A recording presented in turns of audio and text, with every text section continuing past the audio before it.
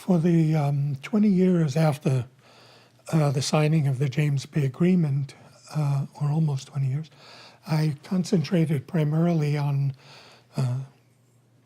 the history of the agreement, the process, and some of the effects. But in the last 20 years, I've been going back to some of the work I did at Waswanipi before working on the agreement, and in a few other communities. This work, I'm trying to focus on some of the things I learned from Cree hunting families, knowledge and practices that Cree shared with me that have resonated with my own life and my own thoughts over time. And I've tried to think back and express both what they were saying and what I came to understand as I thought about and put that into my own life in various ways. So I'm kind of following threads of knowing and living that hunting families taught me. And I'm exploring them partly as ideas I took up as well as ideas they shared with me. One of them is situated stewardship. It's clearly an idea that developed in dialoguing with families and that I've written about in many indirect ways, as part of other projects. I came into the work at Waswanipi interested in whether people could conserve, and people showed me the way they were caring for the land and respecting it. And that became, in my mind, a kind of situated stewardship. There are two others. That one I've kind of talked about in talking about the thesis and the work that followed, but there are two others that I wanted to talk about. One is the idea of co-governance, which is a word I've chosen and Cree haven't used, Cree hunters haven't used, but they always talk about sharing the land. And I think when they speak of sharing the land as people who have a governance responsibility for it, I call it a co-governance. And the other is relational power. I've come to re-understand power from the way some Cree families talk to me about it. And so I'd like to take a little time to talk about each of those. Hunting stewardship, as I've indicated already, was governance and was the background to the negotiations of the hunting provisions of the James Bay Agreement. In the years that have followed, there have been increasing changes on the land. Forestry operations, increases in sport hunters, and Cree leaders and Cree hunting families have had to respond to those changes through the years. In the decades following, the challenges to stewardship grew, and it became, I think, for many hunters, given where their lands were placed, if they were exposed to intensive other uses, it became harder and harder to exercise stewardship. This came out in a very interesting and important series of affidavits that tallymen prepared and were prepared for a court case against forestry companies in 1999. And by this time, they were expressing their governance and their relationships to outsiders with the same concepts, but in a much more direct and succinct fashion, partly because they had been talking to forestry company representatives, and they have stories of how these conversations were difficult and they weren't listened to in a way that was respectful. But I'd like to quote from just a couple of those affidavits and then look at their implications, what they led me to in thinking about co-governance. One is by Charlie Etap of Mistissini in 1999. As in Doho Chimau, that is hunting steward, I have full authority over my hunting territory, and I am recognized by the community as having it. This authority allows me to grant access, assure guidance, or refuse access to my Indo-Ischchi, to my hunting land territory, to other Crees and to other native persons. I should also be able to exercise this authority with non-native users, but they don't understand my role.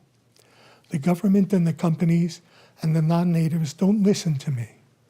We owned, controlled, and managed our land. All forestry operations are in complete disrespect of my authority over Indo-Ischchi. It's interesting, his choice of owned, controlled, and managed is almost exactly what the James Bay Development Corporation was given as power in 1971 by the Quebec government. Christine Saganash from Waswanipi said, I remember so many years ago when Indian Affairs agents came to draw boundary lines for the trap lines of the beaver reserves, which I'll talk about below. Alan, her husband, was already a tallyman, a hunting steward. They gave him a badge to show he was a game warden. I still have that badge and carry it with me. End of quote. These were claims to governance and co-governance with governments, and that there was some recognition in the past of that co-governance. These were important statements, and I did not see much in the social science literature that directly addressed co-governance. Analysis of the political ecology, histories, and effects of conservation have shown how conservation agents and by their presence can extend the state ability to govern lands. Other studies have shown how by bringing in armed game wardens or unarmed game wardens, capacities for control of a region are expanded. Surveillance is extended. Other studies have shown how even community-friendly forms of conservation erect non-disciplinary forms of control by handing back to people control of lands that they always claimed were theirs in the first place in exchange for keeping outsiders out or other means. Cree hunting leaders claimed equality in decision-making and that governments had recognized this. This was beyond the ability of control. They were saying there was government recognition of their exercise. These statements offer an analytical challenge. I realized first that I had never really examined whether governments had made such statements or acted in ways that recognize Cree governance. And so I decided to look at the history of hunting territories and beaver reserves and of the interactions. To date, I focused on a history of those territories and on looking at the logic of governance that's inherent in the relation, in Cree relations. Co-governance is something that if we define it, it can be usefully analyzed as a non-exclusive form of governance, unlike state governance, by which a distinct non-state people or entity and a nation-state exercise control, not necessarily equally, but over the conduct of relationships among their societies within a domain of action or nature. It can include compromise, discourses, practices, visions, and institutions. The fur trade, in a certain sense, was a long history of co-governance, because the Hudson Bay Company had a royal charter, making it the government of the land. But Cree exercised governance, and the Hudson Bay Company did not, in general, try and take over control of the land and govern it. It tried to act as a trading company. In the early 20th century, the Hudson Bay Company actually argued for Cree territories when it wanted to defend its right to continue to buy furs in northern Quebec. whether that was simply pragmatics or not, it made clear that it understood more than its own interest. It wrote in a couple of legal cases that that northern indigenous hunters would continue to hunt whether or not the law said they should or not, because they considered it their right. And so thereby acknowledging that there was a right and that in principle it was recognized by outsiders. But a more systematic change occurred in the 1930s. In 1932, a beaver reserve was set up for the recovery of beaver after the depletion of the period of the 1920s, the boom years, and the entry into the area by non-native and mostly non-native, but certainly non-local trappers. The Cree suggested at what's now Waskaganish, at Rupert House then, that if the hunting territories were protected, the beaver could be conserved. And they told this to a Hudson Bay manager, James Watt. James's wife, a well-known Quebec explorer, went to Quebec City to get lands recognized and came back as the manager of a beaver reserve of about 10 or 13,000 square miles. So the exercises of governance in a beaver reserve were clearly exercises by the government. And they came with claims of government authority over the land and rights to the land, much as one would expect. But the beaver reserves changed over time, and they changed to become co-governance systems. In the region, the first indication of this probably was at Waswanipi, where in 1936 they had not yet got a response to a request that there be another beaver reserve set up. And so the hunters agreed among themselves to stop hunting beaver so they could recover. And they sent a letter to the government which said in part, so all we ask is if the department will honor our move and give us the authority to keep any outsiders off said lands, which we are determined to protect as far as beaver are concerned. What we mean by outsiders is Indians from other posts. They may have meant more, but I don't know. This clearly exercised Cree governance under a consensual decision-making process among Cree stewards, and it pointedly did not ask the government to approve it. It asked it to honor their decision. Thus, it wanted the government to use its authority to keep outsiders out who had not been part of the decision. The Waswanipi were asking, so the Waswanipi were in effect recognizing two kinds of systems of governance. A national and provincial government system and their own. And they were recognizing beaver reserves could exist alongside their hunting territory system. As the beaver reserves developed, there were problems that arose that required the beaver reserve managers, mainly Hudson Bay and Indian Affairs personnel and some Quebec personnel, to adopt Cree hunting territory patterns. In 1932, it was James Watt's idea to hire Indians to go count the beaver and record them, and he was going to do it on the basis of a welfare system. You chose the neediest and you rotated the work and therefore shared the money that would be paid. But he quickly found out that people couldn't travel the land efficiently and quickly if they didn't already know it. And so he started to think about using the hunting bosses of those lands. He also wanted to know how many beaver were likely to repopulate the land when they grew. And to do that, he needed to know where beaver had lived before and where suitable ponds and food was. And to do that, he really needed the hunting stewards because they were the ones who had the history of the land and knew where beaver had lived before. So he turned over the job of surveying the lands and recording them to the stewards rather than use a government welfare model. He also, as they got into the counting, realized that it would be very easy to double count the same lodges unless everyone knew, that is, both him and the hunters who were counting, knew where the boundaries were.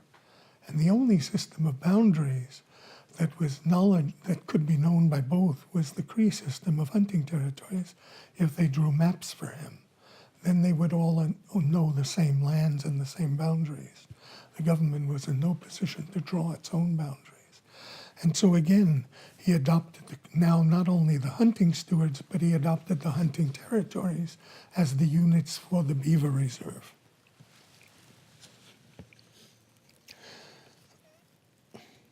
Once there were enough beaver to start trapping, it was clear that the managers couldn't just go and tell people how many beaver they could catch.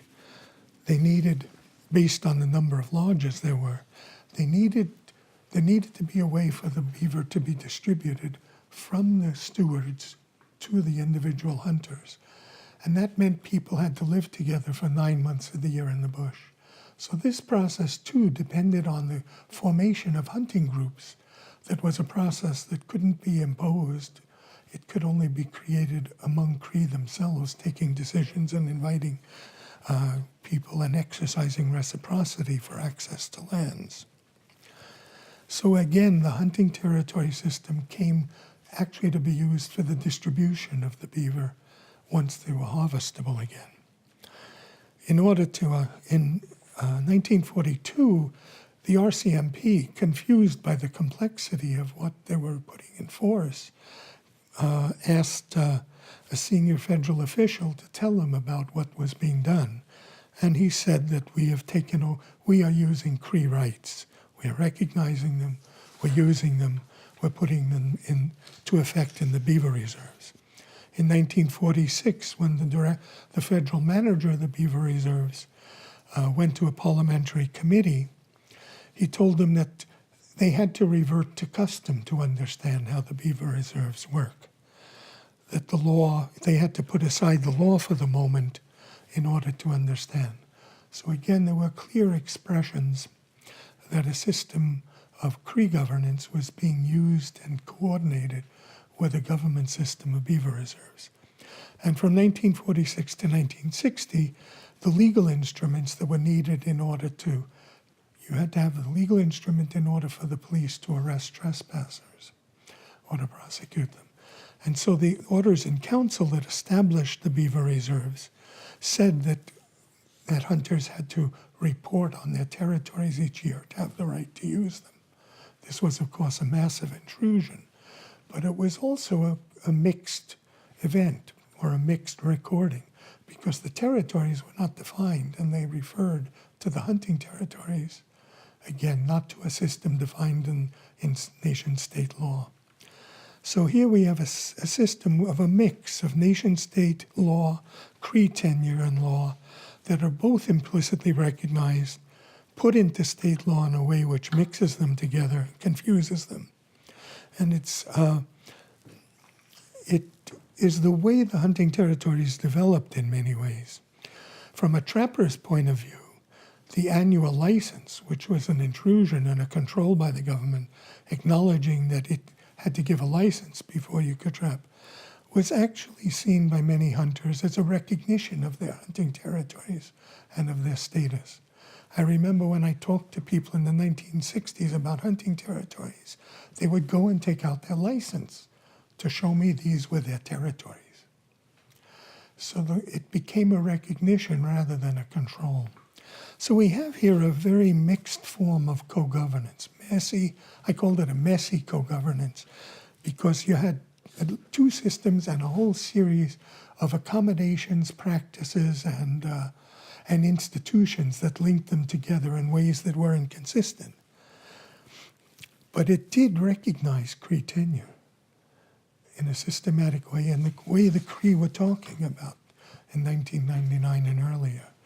And it gave me a sense of how in fact, what looks really implausible, that for 50 years Korean government had been co-governing this territory, was actually an accurate way to describe it.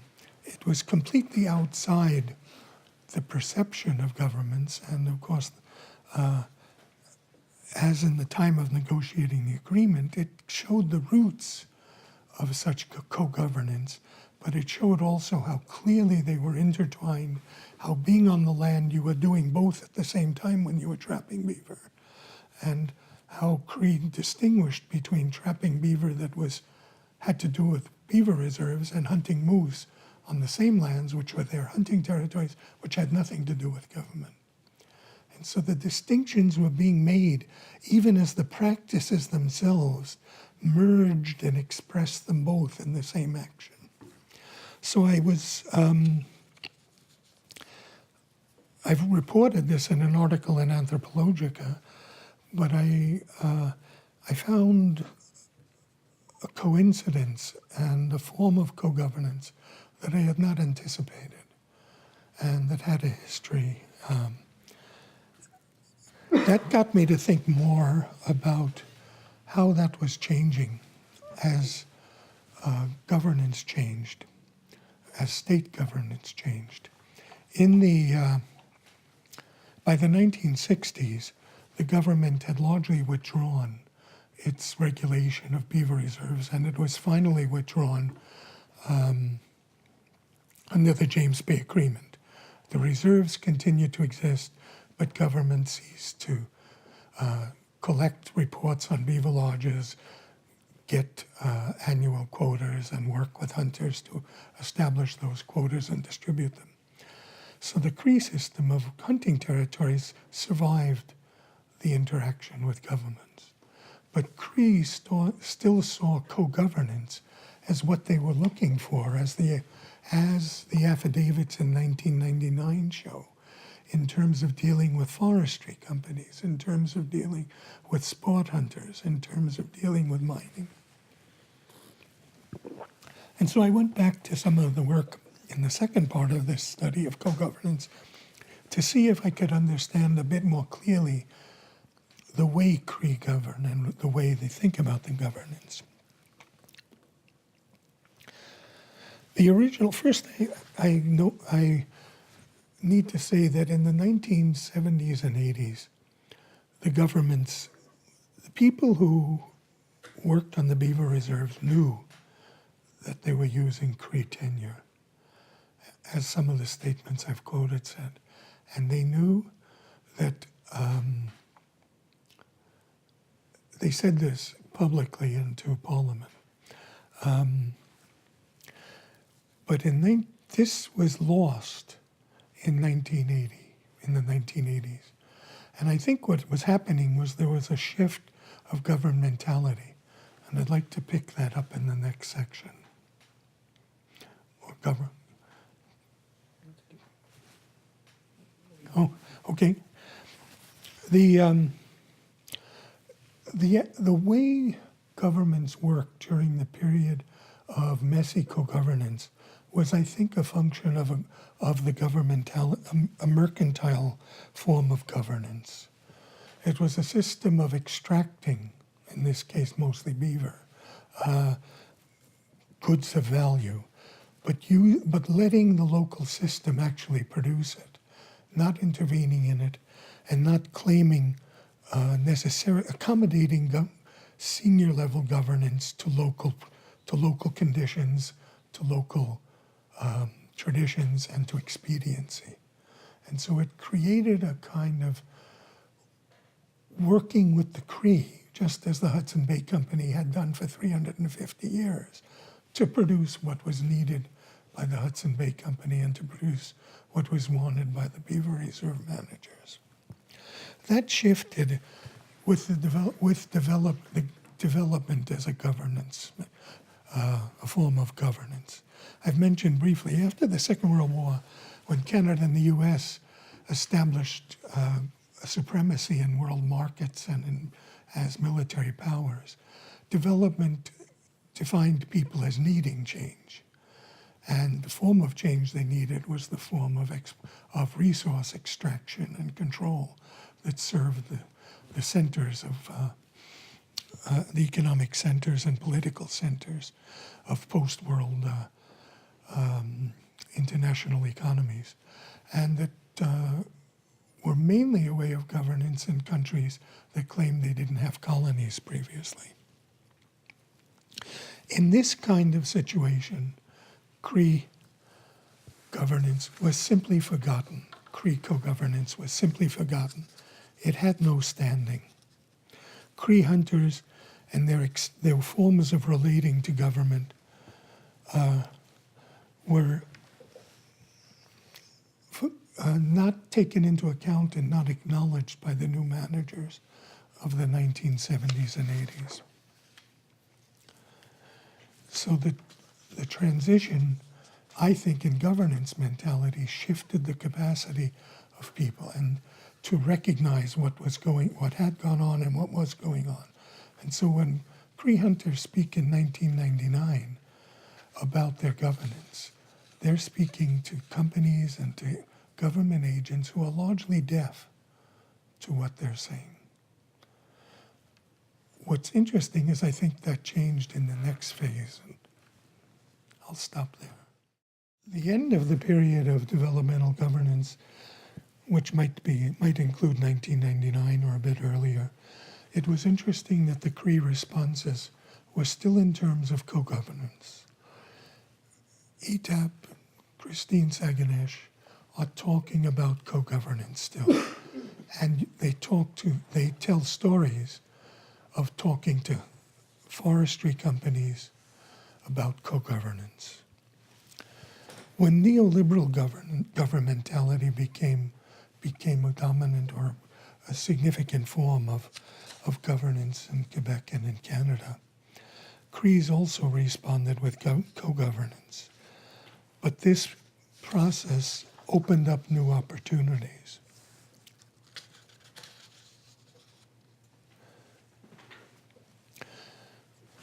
Crees were in neoliberal governance. It's possible to devolve state sovereignty and state governance to other kinds of institutions, to subordinate institutions. And so the rise of neoliberalism has both legitimated a massive increase in exploitation of the region, and it's created much greater inequalities. But at the same time, from the point of view of regional governance, it's reopened the terrain for the possibility of a more dispersed, decentered, mixed, even messy co-governance again. And this, I think, it's interesting that the Crees have continued asserting their co-governance through a period of retreat and into a period where new possibilities may emerge. I don't think they're really clear now, those possibilities yet. But we can, as I mentioned previously, the notion of using hunting territory groupings to manage forestry, or of involving Cree hunters in serious discussions about the design of a hydroelectric diversion on their lands, represent breaks with what could have happened during the developmental period. These breaks are partly a result of the fact that the Cree as a nation and a people have not proven to be able to resist and to challenge government projects. But what I want to focus on is, finally, after this summary of a very quick and brief summary of governmentalities, is to go back to what co-governance might mean in the Cree world and why it has this persistence. In other words, my focus now is not so much on the new governmentalities and the possibilities, interesting and as important as they are, but on the notion of why do these visions of co-governance survive through periods of being ignored and absolutely refused and denied repeatedly.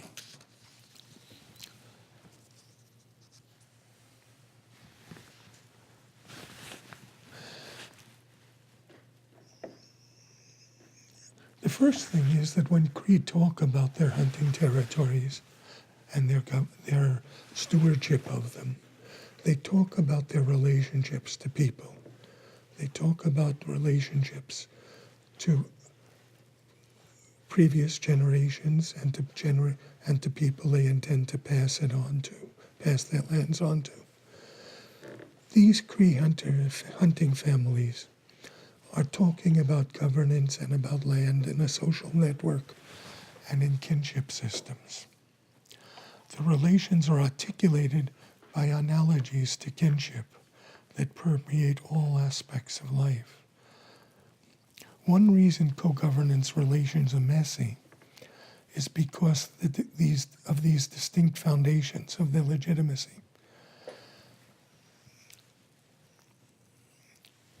In their statements about co-governance with nation-state governments, Cree hunters don't speak simply about what ought to be or what is right, although they do talk about that. They talk about what is. I have been here. My father or grandfather were here. They talk about the caring that's present. They have experienced enduring co-governance. They don't just desire it. They don't seek an agreement on it only. It is not only a history, but a presence. This history is known, even if it's contested, and it's affirmed even in its being contested. They are making a statement about knowledge that's situated in relationships of particular times and places and true in their lives. The histories Cree families tell about relationships to governments and corporations today highlight how governments lack legitimacy because they fail to fulfill their social obligations. They challenge them not on legal grounds, but on social grounds, on grounds of reciprocity, of coming in and talking and then going away and not fulfilling their own words. Co-governance involves personalized relationships that are kinship-like. The stories of meeting forestry company representatives and government officials are about the individuals we met and what they committed to. Co-governance is therefore about the relationships that have existed. Like kinship relationships, co-governance relationships are not about creating or accepting or even rejecting relationships, because one doesn't contract or choose one's kin. One lives in the midst of one's kin relationships, and they have a history. And so Cree don't reject and don't deny that the relationships exist when they are in effect ignored by government. They're like kinship relationships. They are on the ground. We are in this. We are affecting each other. They are.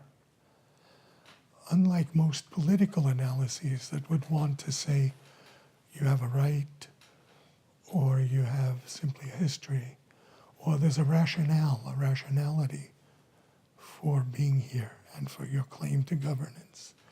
The claim here is one of being.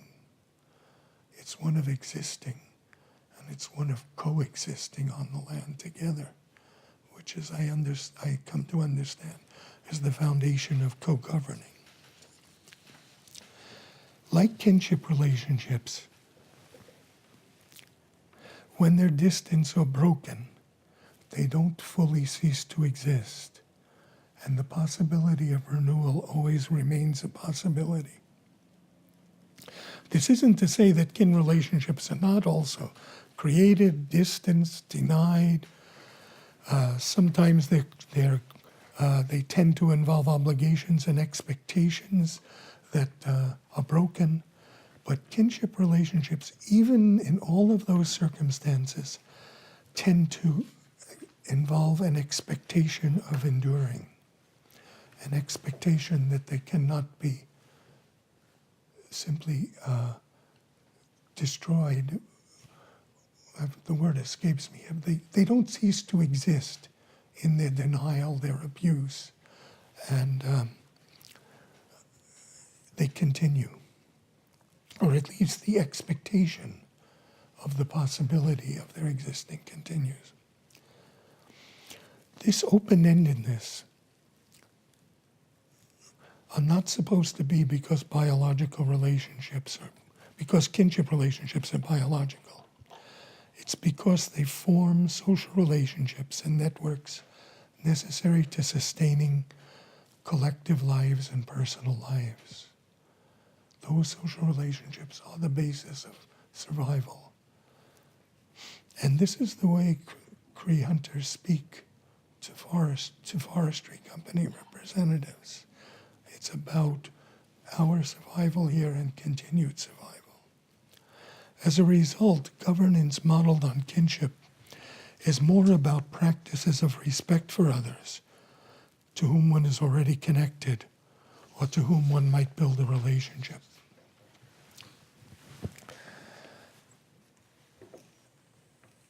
What fascinates me is that this form of governance, rooted in our being here and our being in a relationship that endures, does not lend itself to compliance or commensurability with state demands or forestry company demands. It doesn't cease to happen even when repeatedly denied and challenged and ignored.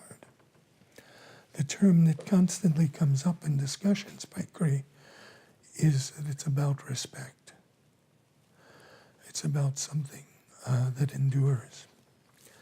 These Cree hunting family kin forms of governance and co-governance may be diverse, but I would suggest from the way the families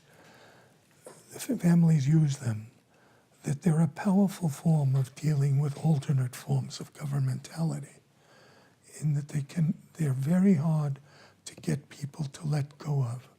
They're very hard to convince people they no longer work. They're very hard to get people to comply in frustration, in abuse, in a sense of their own powerlessness, because they are. It's something I still need to explore, but I sense a kind of power in this kind of governance that has distinct effects for the other kinds of power social analysts talk about. And maybe in a few years I'll be able to express that more effectively.